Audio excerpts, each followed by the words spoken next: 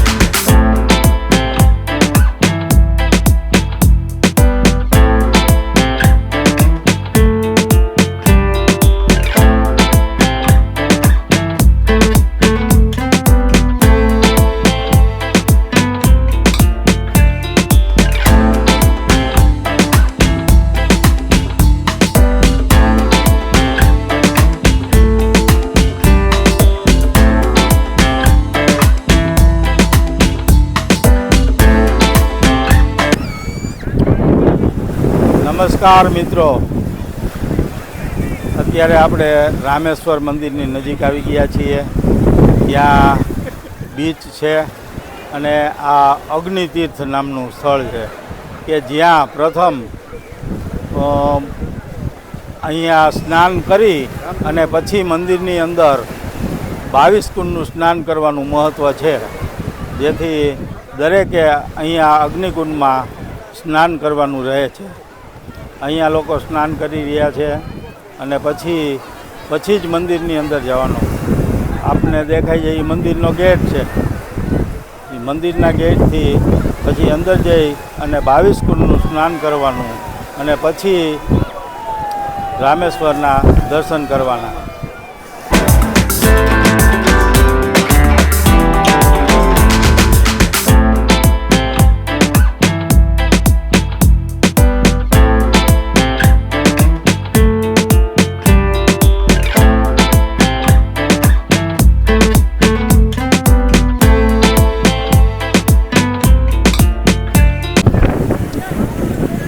અહીંયા અગ્નિતીર્થમાં લોકો સ્નાન કરી રહ્યા છે અને ખૂબ જ એકલાસ લોકેશન પણ છે અને પવન પણ એવો સરસ આવી રહ્યો છે.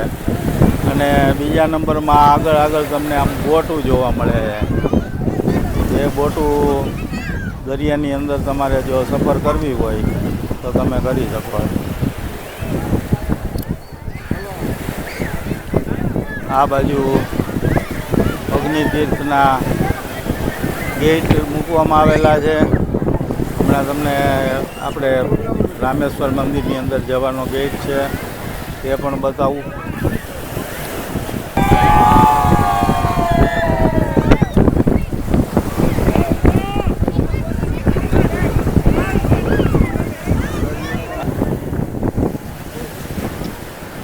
આ રામેશ્વર મંદિરમાં અહીંયા સ્નાન કરી, અગ્નિતીર્થ નામનું સ્થળ છે, અહીંયા સ્નાન કરી અને આ ગેટમાંથી પછી રામેશ્વર મંદિરમાં જવાનું હોય છે.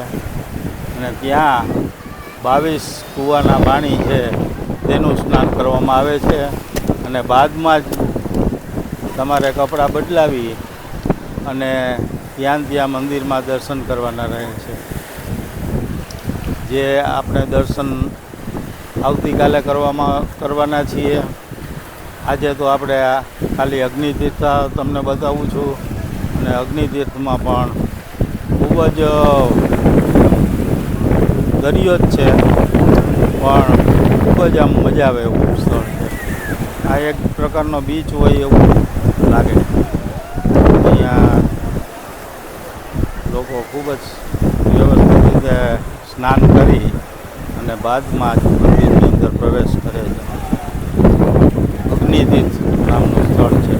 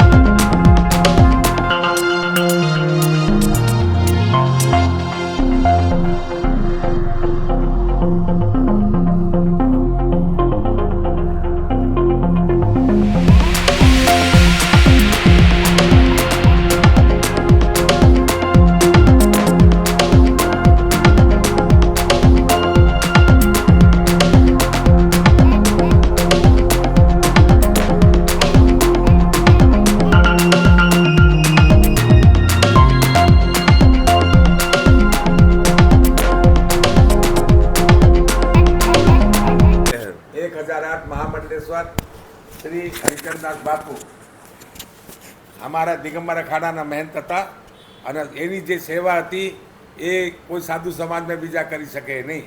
એને ગોંડલમાં આંખની હોસ્પિટલ બનાવી નિઃશુલ્ક. એવા સંત કુંભ મેળામાં એની રાવટી હોય તો બધાની રહેવાની ઉતરવાની સગવડ કરતા ખૂબ સેવાભાવી સંત. એવા સંત આજે મળે નહીં. જય સિયારામ. જય સિયારામ. રામેશ્વરમાં બજરંગદાસ બાપા અન્નક્ષેત્રના નામથી यहाँ સંસ્થા ચાલુ છે. એ સંસ્થામાં રોજના અન્નક્ષેત્ર ચાલુ છે. એ સંસ્થામાં સ્કૂલ ચાલુ છે, સ્મશાન ઘાટ ચાલુ છે.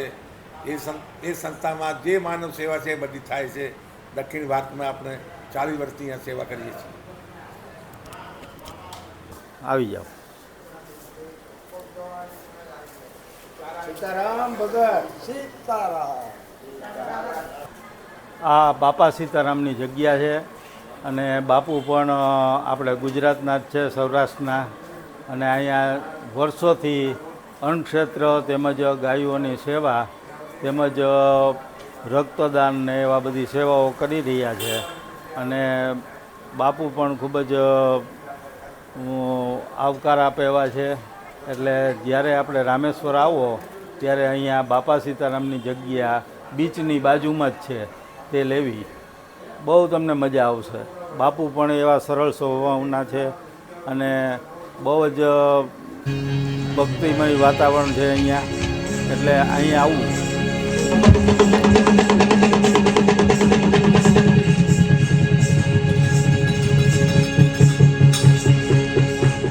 ડાક ડમર વાગે શિવ તાંડવ નાચે મને વાલો વાલો શિવજીનું નામ લાગે.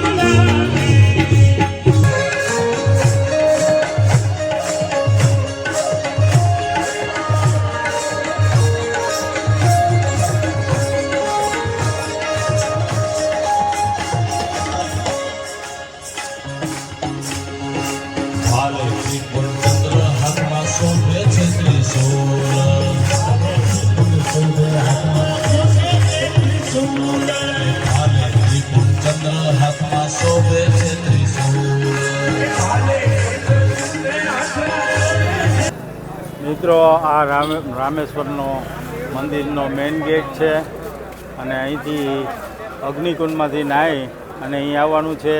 અહીંયા 22 કૂવાનો પાણીમાંથી સ્નાન કરી અને પછી અંદર મંદિરની અંદર દર્શન કરવા જવાના હોય છે.